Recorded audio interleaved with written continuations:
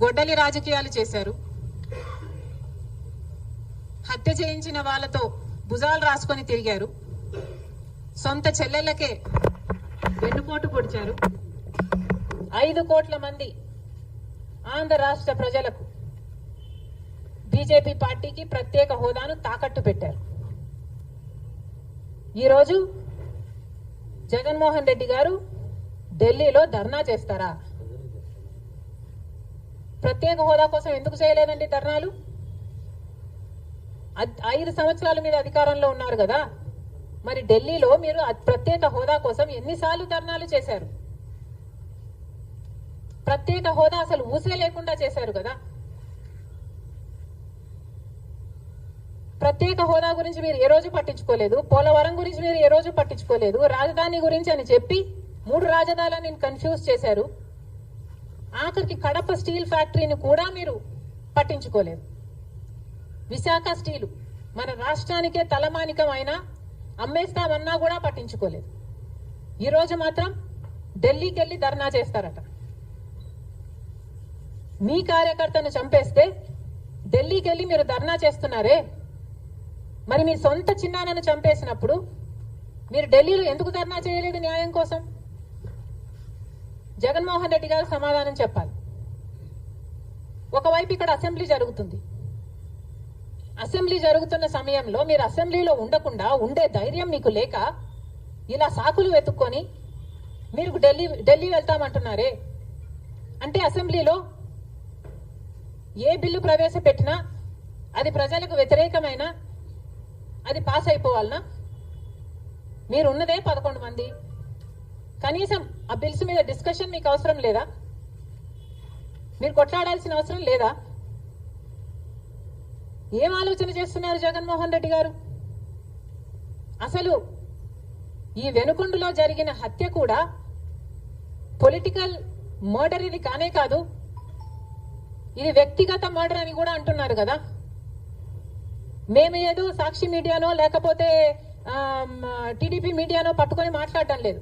మా ఎంక్వైరీలు మేము చేసుకొని న్యూట్రల్ మీడియాతో లోకల్ గా మేము మాట్లాడిన తర్వాత మేము వచ్చిన కన్క్లూషన్ ఏమిటి అంటే ఇది వ్యక్తిగత మర్డర్. మొన్నటి వరకు కూడా హత్య చేసిన వాళ్ళు, హత్య గురైన వాళ్ళు ఇద్దరూ వైసీపీతోనే ఉన్నారు. మరి అలాంటప్పుడు ఇది పొలిటికల్ మర్డర్ ఎలా అవుతుంది? ఈ పొలిటికల్ మర్డర్ అని మీరు చెప్పి మీరు ఢిల్లీకి వెళ్లి ధర్నా చేస్తున్నారా? దేనికి? మీ ఉనికి కాపాడుకోవడం కోసం, మీ పార్టీ కోసం అని చెప్తున్నారు. ప్రజలు ఏం ఆలోచిస్తారు?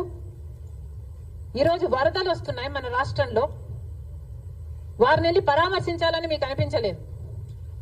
కానీ వ్యక్తిగత మర్డర్లో మీ పార్టీకి సంబంధించిన 2 కొట్టుకొని చచ్చిపోతే ఈరోజు మీరు ఢిల్లీకి వెళ్లి ధర్నా చేస్తారా?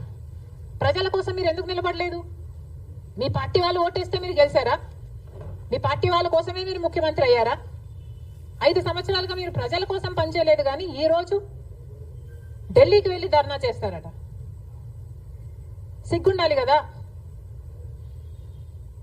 కానీ ఈ విషయంలో పోలీసులను కూడా అడుగుతున్నాం. నడి రోడ్డు మీద ఇలా హత్యలు చేసుకుంటుంటే పోలీసులు ఏం చేస్తున్నారు? ఆంధ్ర రాష్ట్ర పోలీసులుగా మీ బాధ్యత కాదా లా అండ్ ఆర్డర్ మెయింటైన్ చేయడం?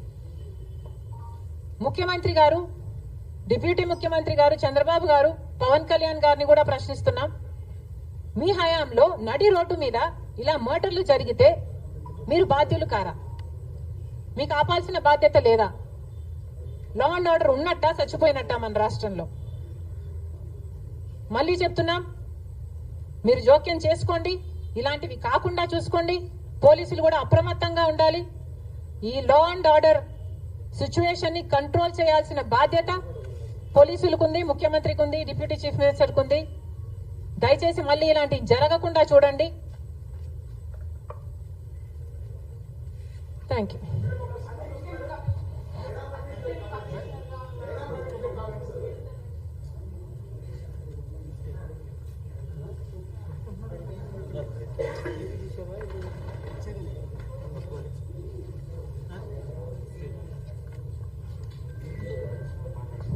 అందరికీ నమస్కారం.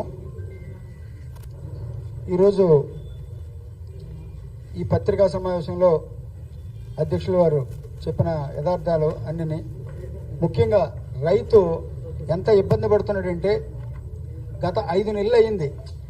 5 నెలల కిందట రైతు దగ్గర ఉన్న ధాన్యాన్ని అంతా కొనుగోలు చేశారు. ఇవాటి వరకు కూడా ₹1 కూడా ఏ సొసైటీకి జమ చేయలేదు. దీని మీద ఈరోజు కూడా కోనసీమ కలెక్టరేట్ ముందు ధర్నా చేస్తున్నారు. అలాగే అన్ని జిల్లాల్లోనూ కూడా రైతులందరూ కూడా ఏకమై ధర్నాలు చేసే పరిస్థితి వచ్చింది. 5 నెలల నుంచి ఓకే మేడం.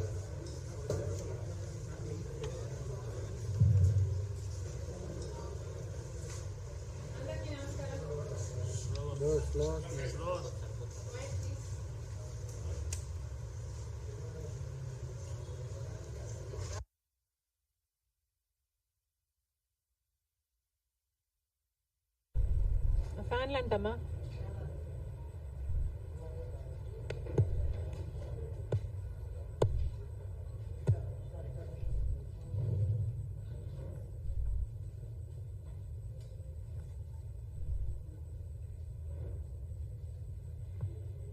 అందరికీ నమస్కారం. ఆంధ్ర రాష్ట్రంలో గత వారం రోజులుగా వర్షాలు సృష్టిస్తున్న బీభత్సాన్ని మనం అందరం చూస్తున్నాం. కోస్తాంధ్రలో అయితే ఏమి, ఉభయ గోదావరి జిల్లాలు అయితే ఏమి, విశాఖ ప్రాంతం అయితే ఏమి, ఏజెన్సీ ప్రాంతం అయితేనేమి, ఇలా అన్ని దాదాపుగా మునిగిపోయాయి. లక్షల ఎకరాలలో పంట నష్టం జరిగింది. వేల కోట్ల ఆస్తి నష్టం కూడా జరిగింది. అసలే మన రాష్ట్రంలో రైతాంగం మొత్తం చితికిపోయి ఉన్న పరిస్థితి. చితికిపోయి ఉన్న రైతుల మీద మళ్ళీ పిడుగుపడ్డట్టు అయింది. ఆంధ్ర రాష్ట్రంలో రైతులకు విలువ లేదు, పండించిన పంటకి గిట్టుబాటు ధర లేదు. గత 5 సంవత్సరాలుగా రైతులు వైసీపీ సర్కార్లో జగన్మోహన్ రెడ్డి గారు చేసిన నిర్లక్ష్యంలో ఎంత చితికిపోయి ఉన్నారో అందరం చూసాం. రాజశేఖర రెడ్డి గారు ముఖ్యమంత్రిగా 5 సంవత్సరాలే ఉన్నా 5 సంవత్సరాలలో రైతుకు పెద్దపీట వేశాడు, రైతుల్ని ఆదుకున్నాడు, రైతులకు రుణమాఫీ చేశాడు.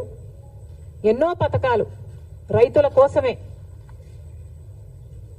చేసిన వ్యక్తి, రైతు పక్షపాతిగా నిలిచిన వ్యక్తి రాజశేఖర రెడ్డి గారు. కనీసం రాజశేఖర రెడ్డి